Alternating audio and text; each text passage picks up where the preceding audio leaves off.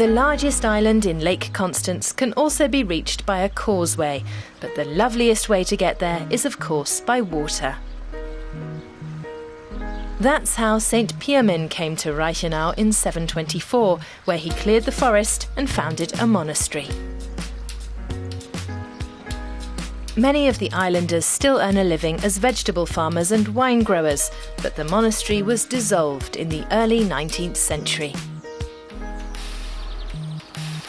What has been preserved and declared a UNESCO World Heritage Site are the 3 monastery churches built between the 9th and 11th centuries.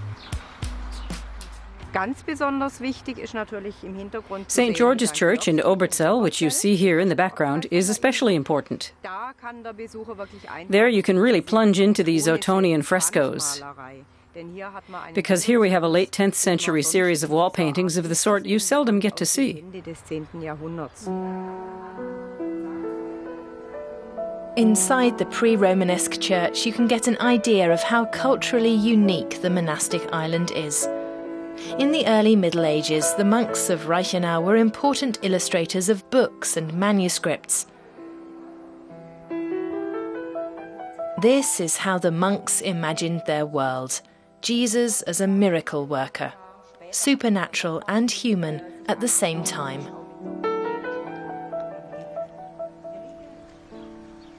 Another heritage site on Lake Constance, the stilt houses of the Lake Dwelling Museum, testimony to the earliest settlements here from the Stone Age to the Bronze Age. You can view reconstructions of these villages on the northern shore of the lake in Unteruhldingen.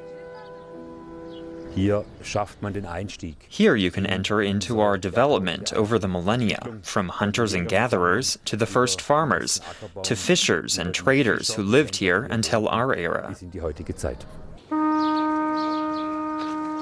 On the eastern shore of Lake Constance, starting at Lindau, we follow the German Alpine Road.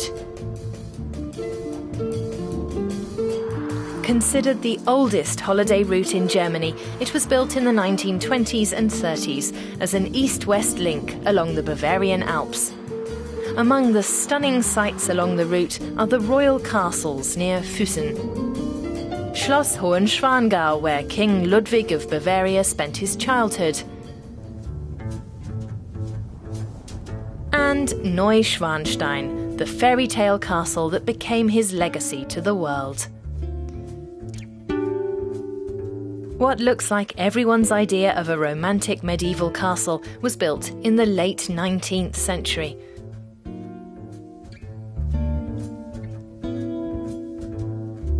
Although Ludwig went deep into debt building it, his megalomania has certainly paid off. More than 1 million tourists a year visit Neuschwanstein.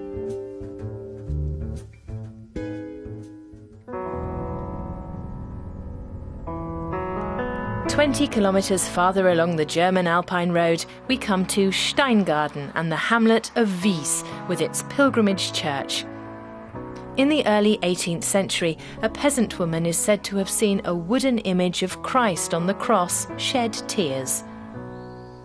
For the pilgrims that followed, a magnificent church was built. You have to see Wies when it's sunny, the miraculous swirling light in the church. The loveliest moments I've experienced here in Wies are the interplay of space, music, color and shape. Music belongs in Wies. Die Musik gehört zur Wies.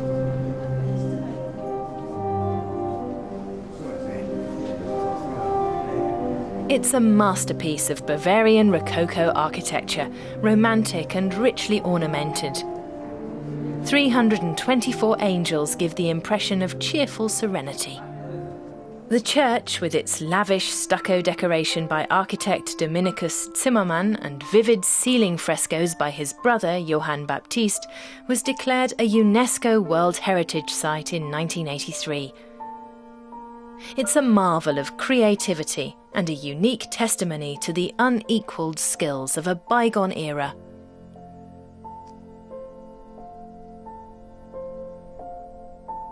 The Pilgrimage Church in Wies is certainly a highlight on a tour along the German Alpine Road.